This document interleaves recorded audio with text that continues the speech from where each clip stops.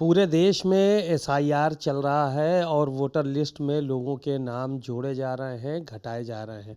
हमारे साथ आर के वर्मा जी हैं, समाजवादी पार्टी में उप मुख्य सचेतक हैं और विधायक हैं मौजूदा। उनसे बात करते हैं। सर, क्या क्या लग रहा है, ये एसआईआर जो लग रहा है इसको लेकर बड़ी भ्रामक बातें हो रही हैं, तमाम चीज़ें हो रही हैं, इसको लेकर आप लोगों को क्या तैयारी? देखिए, एसआईआर निश्चित रूप से चुनाव आयोग ने पूरी तैयारी के साथ नहीं किया और पहले सूचना दे करके लोगों को तैयार करके एसआईआर करानी चाहिए थी। जैसे चूंकि पहले भी इसके पहले भी होते रहे हैं, एसआईआर होते रहे हैं, लेकिन चुनाव आयोग पूरी तैयारी करता था। जिस तरीके से बिहार में किया गया, बिहार में बड़े पैमाने पर गरीब लोगों का वोट कटा और जिनके पास चुनाव आयोग के द्वारा मांगे जाने वाले प्रमाण पत्र नहीं थे।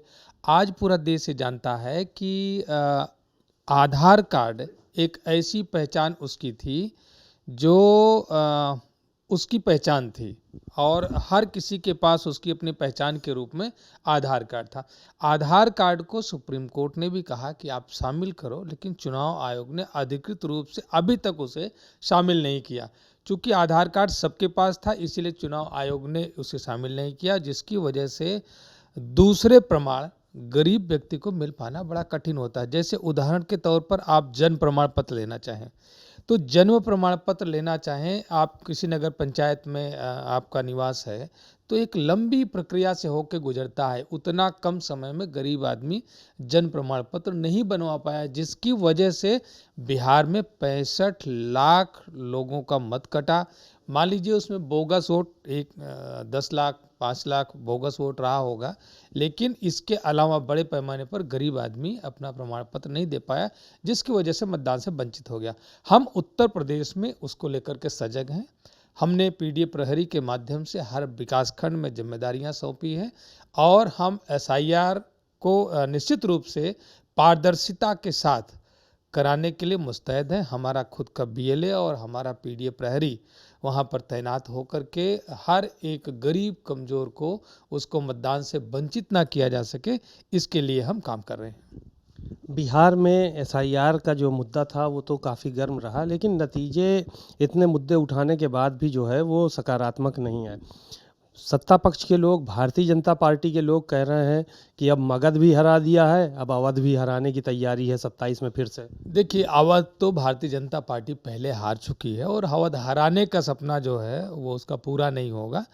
रही बात मगध की, तो निश्चित रूप से वहाँ पर जिस तरीके से पहले कांग्रेस ने तैयारियां तो शुरू करी, लेकिन जब अपने कार्यकर्ताओं का मनोबल बढ़ाना चाहिए, चुनाव में सहभागीदार होना चाहिए, रणनीति बनाना चाहिए, तो कहीं न कहीं कांग्रेस उस समय विफल रही और कांग्रेस का नेतृत्व तो सजग नहीं रहा और राजद और कांग्रेस का गठबंधन जो परफॉर्मेंस देना चाहिए था, भले ही बड़े पैमाने पर उसका वोट कटा था, गरीबों का वोट कटा था, लेकिन वो परफॉर्मेंस देने में कहीं न कहीं नाकामयाब रहे हैं। उसकी जिम्मेदारी उनको लेना चाहिए और नए सिरे से तैयारी करना चाहिए। हम उत्तर प्रदेश में, बिहार से भी हम सीख रहे हैं और चुनाव आयोग की एक कार्यशैली से हम परिचित भी हो चुके हैं। हम इसलिए तैयारी कर रहे हैं कि उत्तर प्रदेश में 2027 में भारतीय जनता पार्टी को हराएंगे। हम एसआईआर की तैयारी कर रहे हैं, हम गरीबों का मत मतदाता सूची में शामिल रहे, इसके लिए भी हम तैयारी कर रहे हैं। एनआईए जो है वो यूपी में भी सक्रिय हुआ है, कई दिल्ली में धमाके हुए थे, उसके बाद कई डॉक्टर से पूछताछ की जा रही है। जो ये चीज़ें चल रही हैं, इसको कैसे देखते हैं? देखिए, निश्चित रूप से दिल्ली की घटना बहुत ही दुखद, निंदनीय और घृणित रही है, जिस तरीके की घटना घटित हुई है।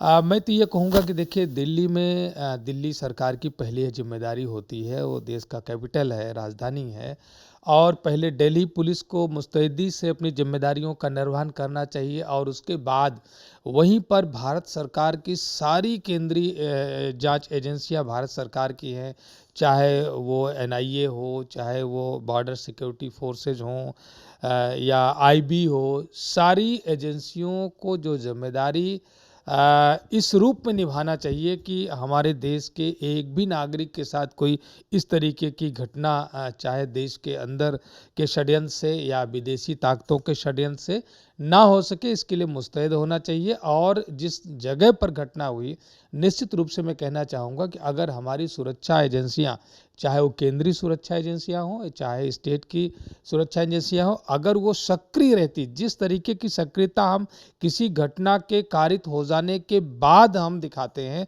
अगर हम हमेशा मुस्तैद रहें, तो मुझे लगता है कि इस तरीके की घटना ना हो।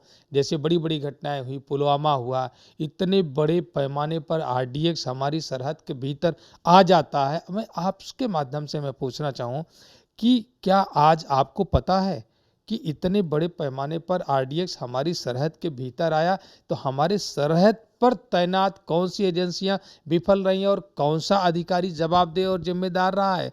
क्या हमें आपको पता है? नहीं पता है। तो कहीं न कहीं ये जो घटना घट जाने के बाद हम सक्रियता दिखाते हैं, अगर हम 24 आवर अपनी ज़िम्मेदारियों का निर्वहन करें, ऐसी घटनाओं के रिपीट ना होने पर के लिए अपना जो है ध्यान लगा करके उसको ज़िम्मेदारियों को निभाएँ, तो मुझे लगता है कि इस तरीके की दुखद घटनाएँ ना हो। चलिए, शुक्रिया बहुत-बहुत। आपने आर के वर्मा जी को सुना। एसआईआर को लेकर स्पष्ट तौर पर उन्होंने कहा कि पीडीए प्रहरी और बीएलए मिलकर जो है वो पूरी सजगता दिखाएंगे और यहाँ पर किसी भी तरह का अनैतिक काम नहीं हो पाएगा, वोट नहीं कट पाएगा। कैमरामैन अरविंद के साथ सीमा नकवी, भारत समाचार, लखनऊ।